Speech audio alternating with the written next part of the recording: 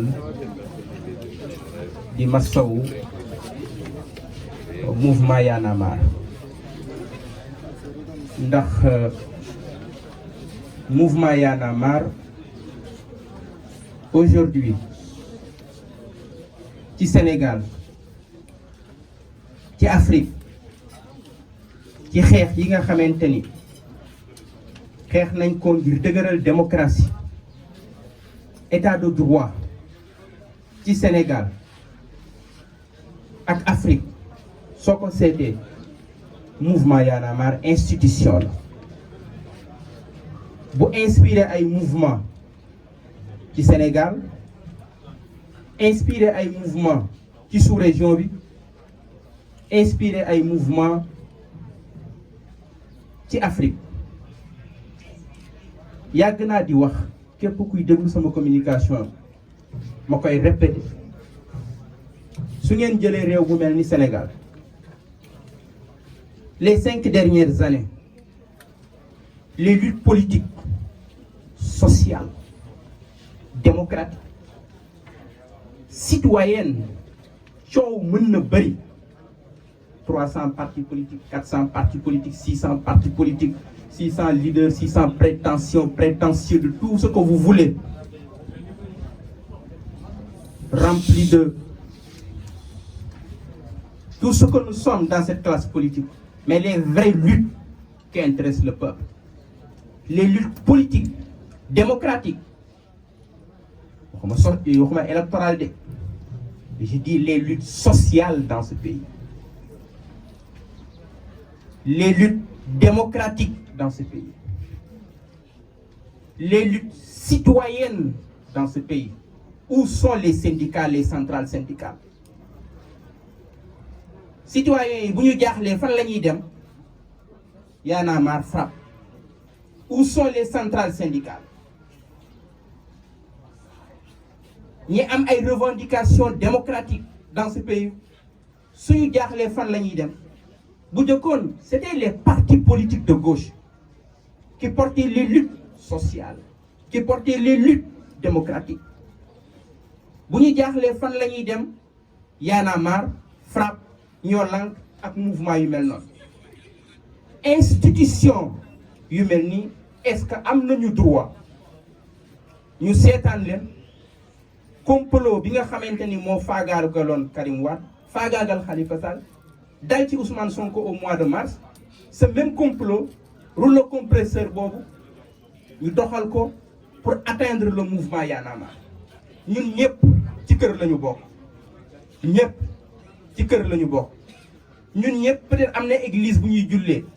am na jàkka bu ñuy jullee mais lan mooy parce que ci kër nga bokk kenn ci kër gi génn am lu ko dal ci mbedd mi ñi ni waa kër gi yëpp ay escrocs lañu. Soyons sérieux dans ce pays fan lañu toll ñun ñëpp ci kër lañu bokk ñun ñëpp ci ay tarixa lañu bokk ñun ñëpp ci église la ñuy jullee wala ci jàkka la ñuy jullee bokk ko ak suñuy nawle mais kenn dina génn ci kër gi njuumte dal ko wala am lu ko fakastal mais est-ce que dañuy tam dëmm waa kër gi yëpp su fekkee ça là je pense que nous n'avons qu'à dissoudre tous nos partis politiques. Moi je suis dans un parti boo yoo xamante ne am na ñuy génn di def ay erreurs ñu koy gérer ak ay avocats di ci def luñ ci mën. Je pense que aujourd'hui presse bi bu ñu trompé wu Macky Sall kilifa soxalu ko du Simon le vrai débat mooy ñi faagaagal le mouvement Y'en a marre. Est-ce que am nañu droit askanu Sénégal ñi seetaan lool? Le mouvement Y'en a marre est une institution. Cette institution doit être préservée. Cette institution doit être défendue.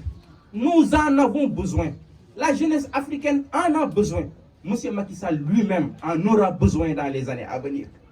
Parce que nag dina jóge ci nguur gi. Mouvement Y'en a marre bi daan ànd ak moom di dem place de l'Obélisque fa la ñu fekk entre 2011 ba 2012 ñëpp nga foon.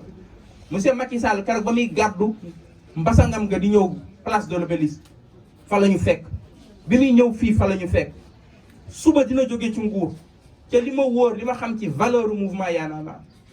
la ligne du mouvement Y'en a marre ku tegoon monsieur Macky Sall loo xamante ne teguwul ak yoon mouvement Y'en a marre am na capacité nekk ci wetam ce mouvement-là doit être défendu. C'est le seul message que j'ai. Nous devons tous les démocrates de ce pays, tous les citoyens, tous les gens épris de justice dans ce pays, défendre l'institution du mouvement Y en a marre. Merci beaucoup.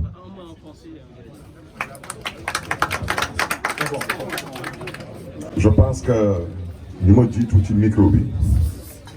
ma leen di jox seen wàccuwaay wax nañ l'essentiel lu ma ci bëggoon yokk rek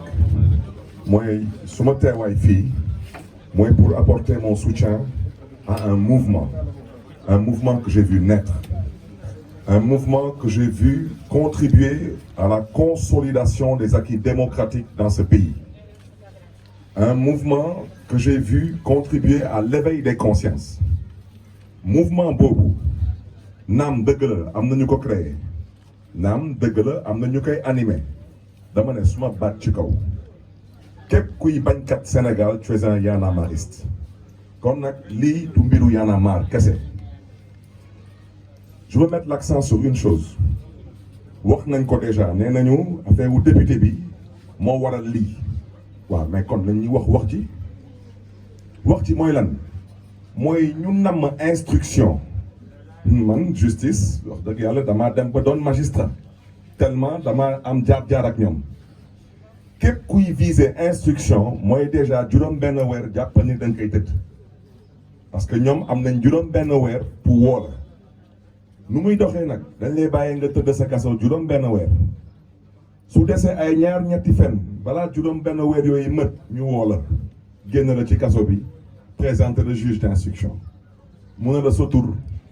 mu ne la sa sant ne la kañ nga juddu foo dëkk ne la delluwaatal kaso dinaa la woowaat amaat na beneen juróomi weer encore bu lay xaar loolu mooy wax ci c'est ça qui est méchant c'est ça qui est vicieux et c'est ça qui est idiot et qui est inacceptable. Dans l'autre cas mooy le cas des députés dama ne suma baat ci kaw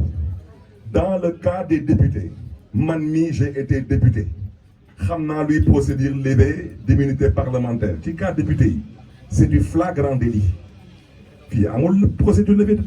d'immunité parlementaire c'est du flagrant délit. Alors pourquoi est-ce que dans le cas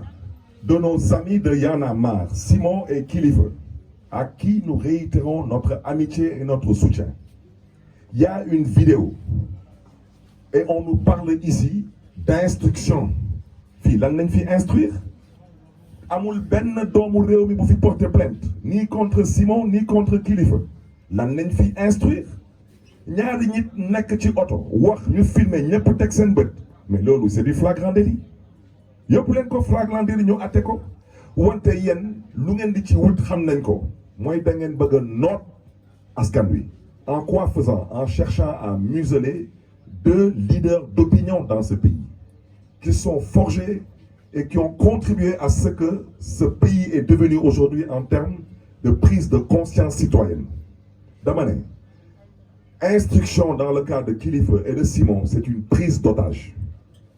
Procédure de levée d'immunité parlementaire dans le cas de députés qui sont en flagrant délit, c'est de l'hypocrisie, et vous m'excusez de l'expression, c'est de la foutaise caractérisée. Voici le sens de notre présence ici. Maintenant, vous me permettrez de terminer rapidement. Parce que notre présence ici, ce n'est pas pour faire plaisir à qui que ce soit. Nous sommes tous en sursis dans ce pays. Making Maïdek. Si nous parlons à gagner, qui man la ñu bëgg a ñëw lu ñu namm ci man mooy lu ma namm ci dëkk bi ci biir dëkk bi mooy Dakar fi laa juddoo fii laa yaroo moom la ñu bañ a gis mu nekk. Dama ne am yàllay buur ñàkk yàllay buur wante ñàkkuñu jom. Macky Sall dama ne au mois de mars 13 Sénégalais laa wax 13 Sénégalais ñàkk nañ seen bakkan fii amu ci benn neex fi amu ci kenn ku ci ñàkk bakkanam amoon ci gànnaay procureur nee na gisul dara procureur nee na déggul dara lu jotoon xew ci mairie bi yaa 10 ans de cela nga da ngeen di ko tëggaat maa ngi leen di xaar di leen di gërëm nag di leen di sant et tout mon soutien au mouvement Y'en a marre.